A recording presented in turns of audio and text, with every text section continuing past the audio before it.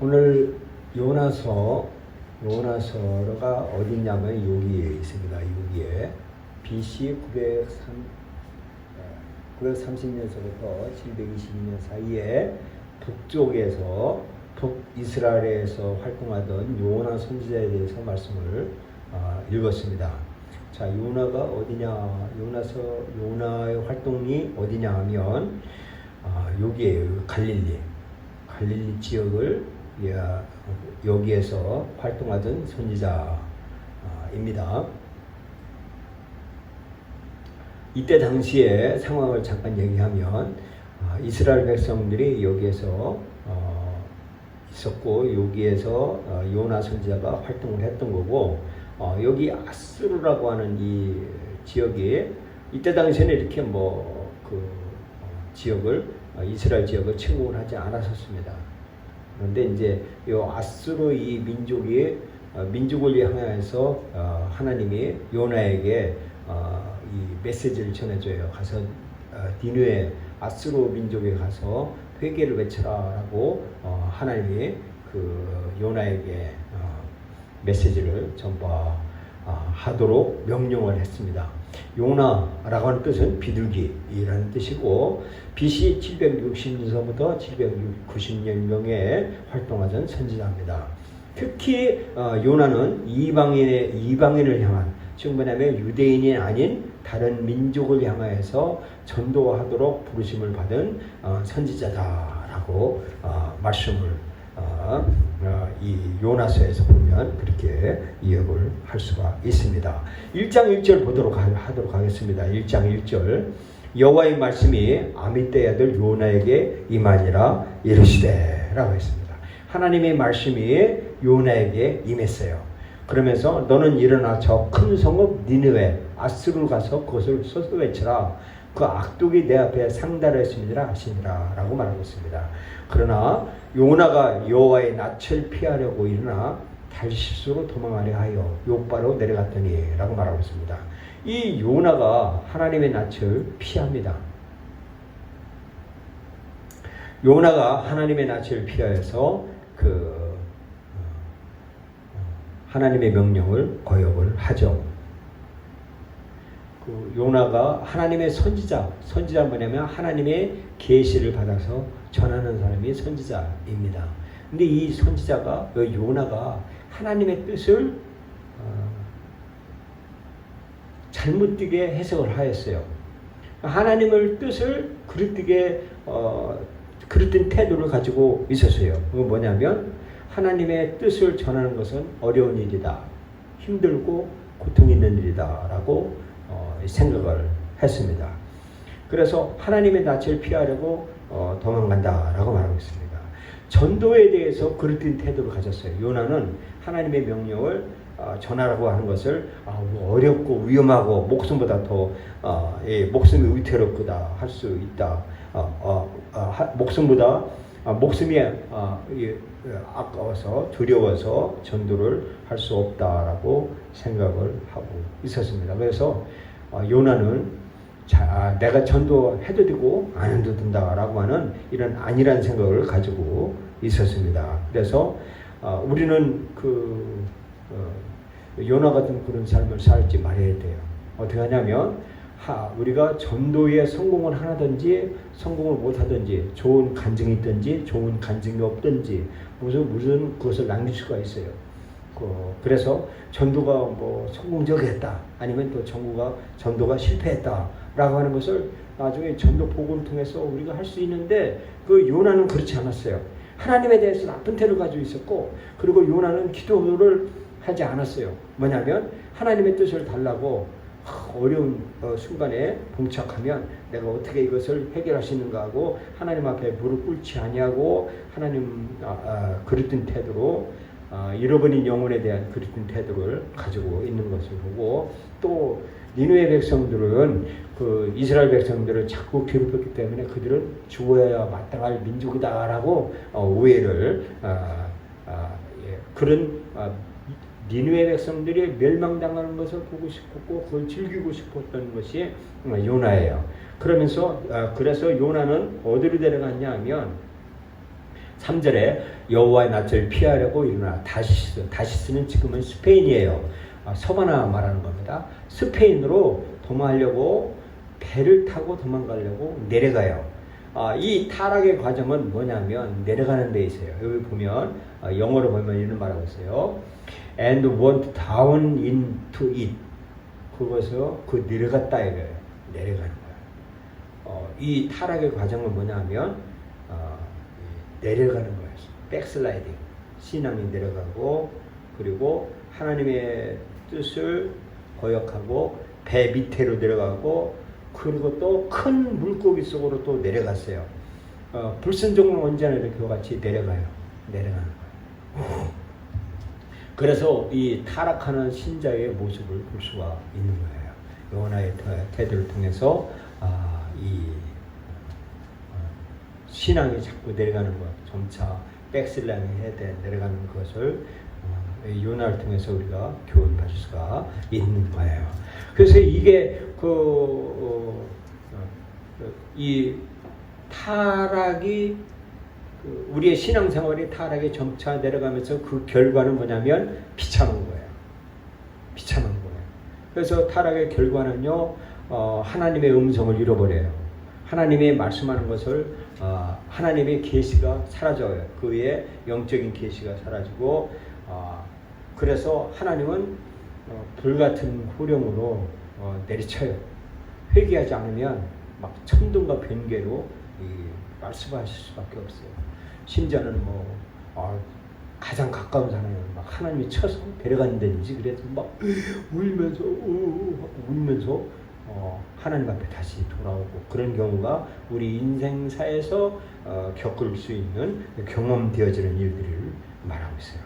그래 이 요나는요 영적인 힘을 잃고요 배 밑에 아주 그 제일 밑으로 들어가요. 그래서 거기서 힘을 잃어요. 거기서 기도할 수 있는 힘까지 다 잃어버려요. 죽을 소망까지 다 잃어버려요. 그래서 그는 난 죽었구나라고 해요. 왜냐하면 타락의 결과는 비참한 거예요. 왜 하나님이 벌 주기 시작하면 엄청나게 벌을 주는 것을 보여요. 자, 17장 보겠습니다. 17장 뭐라고 하느냐면 17절에 이렇게 말합니다. 여호와께서 이미 큰 물고기를 예배하사 요나를 함께 하시므로 요나가 3일 3야를 물고기에 대해 있으니라 라고 말하고 있습니다. 이 큰 물고기는 바로 고래를 말하고 있습니다. 고래 속에서 요나가 3일 동안을 이 물고기 속에 있어서 죽은 삶을 살게 되는 것을 말씀을 해주고 있어요. 2장에 보면 2장 2절에 보면 가로되 내가 받는 고난을 인하여 여호와께 불러 아뢰었더니 주께서 내가 다잡았고 내가 스올의 뱃속에서 부르짖었더니 주께서 나의 음성을 들으셨나이다 그랬어요. 여기 스올이라고 하는 말이 나와요. 스올을 이 영어로 보면 여기 보면 헬이에요. 헬. 이게 뭐냐면 지옥을 말하는 거예요. 근데 여호와의 증인들은요 이 스올을 뭐라고 하냐면 무덤이라고 그래요.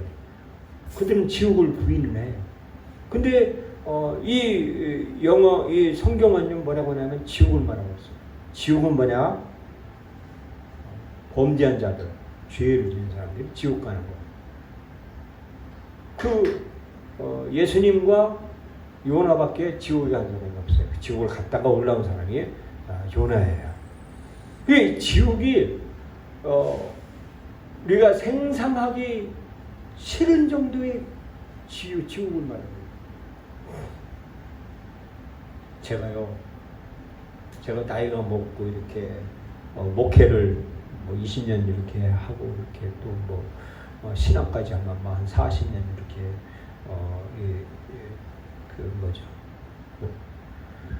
죄를 이렇게 하다 보면요 옛날에요 어릴 때 죄를 지었던 것이 막 생각이 나는 거예요. 죄를 지은 게 지금 그 옛날에 그때는 아무렇지도 않게 죄를 범했는데 그것이 나이 들고 지금 생각하니까요 막 소스라치게 놀라요. 내가 그 사람에게 죄를 범한 것을 그 사람이 이 세상에 안 계신 거예요. 그분에게 회개를 해야 되는데 회개의 기회를 놓친 거예요.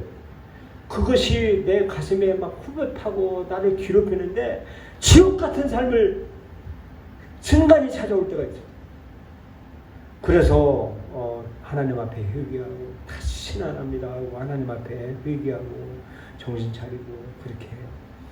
이것은 바로 뭐냐면 우리의 정신세계, 이 이데아, 이 정신세계 무의식 속에서도 지옥이라는 것이 있는데 영적인 세계에 얼마나 큰 지옥이 있겠냐 이거.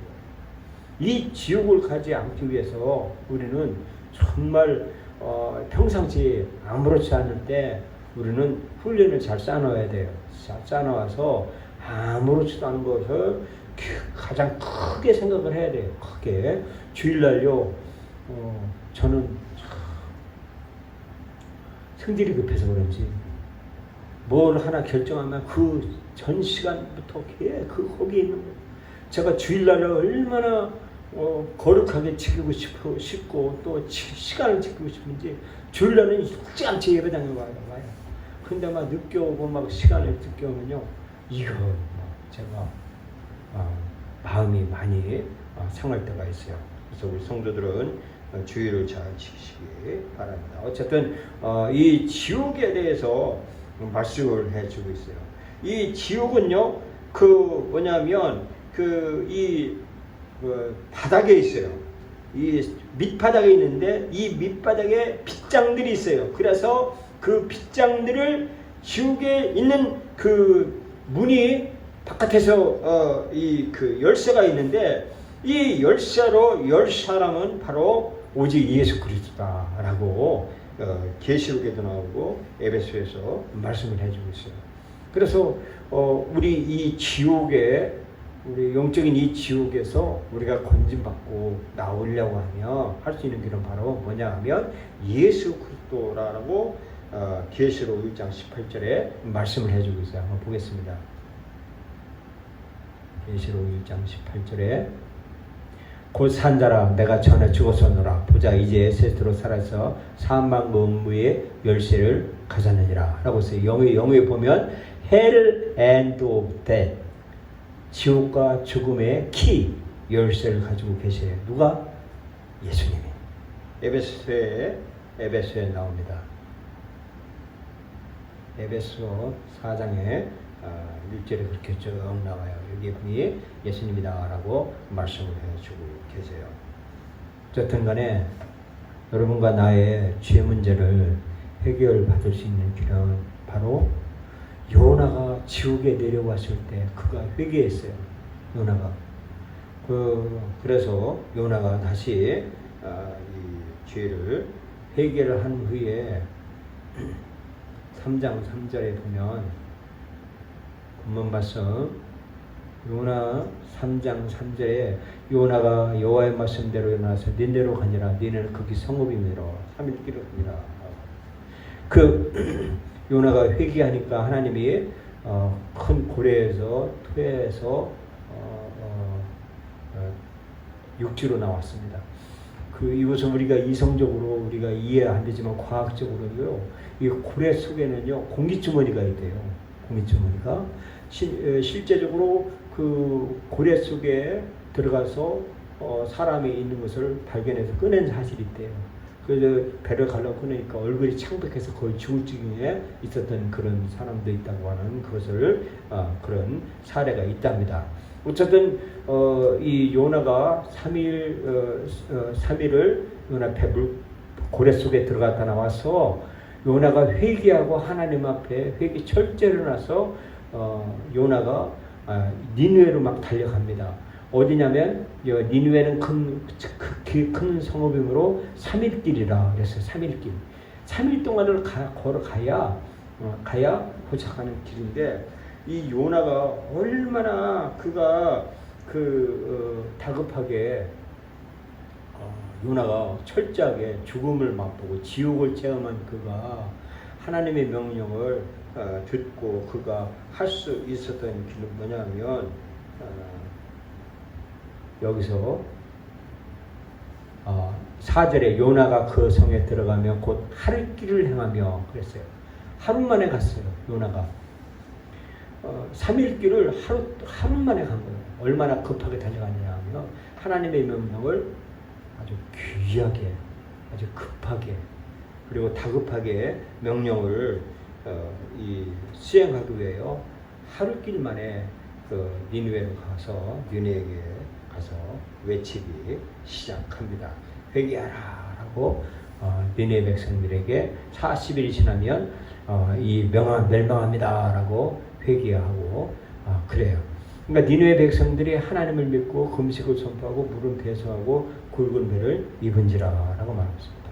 이때 당시 니느웨 아수르 지역에 BC 760년에서 790년세기에 큰 역병이 발발을 했답니다. 그래서 그 니느웨 백성들이 마음이 널널해질 정도로 부들부들 정도로 그들이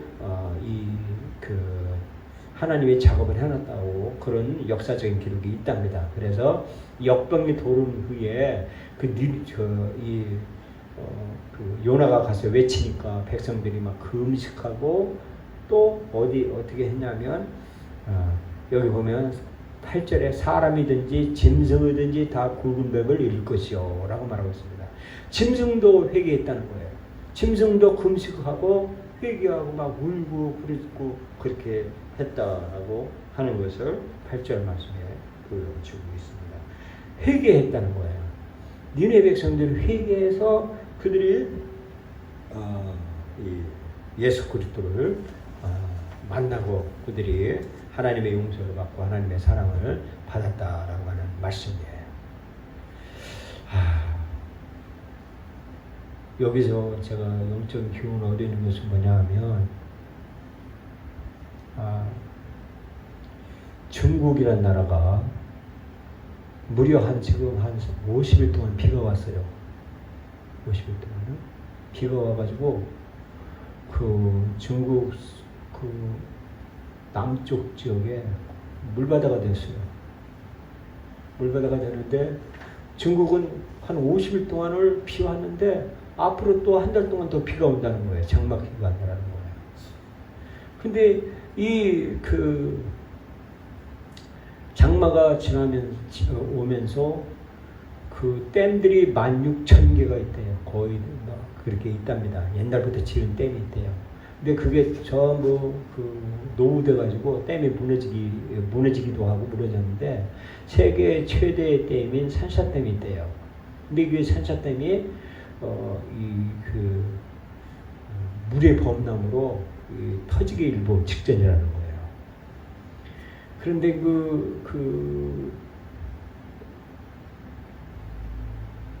우한이 이제 시작이라는 거예요. 뭐냐면 장마가 이번 주에 또 2번이 온대요. 큰 장마비가. 그러면 그 산샤댐이 거기다가 지금 6m, 그러니까 180m래요. 그 높이가. 그런데 170m를 넘어서 지금 물이 거의 다 찼대요. 거의 차서 넘치려고 5m만 되면 거의 넘친다는 거예요. 물이. 그러면 산사댐이 붕괴가 된다는 거예요.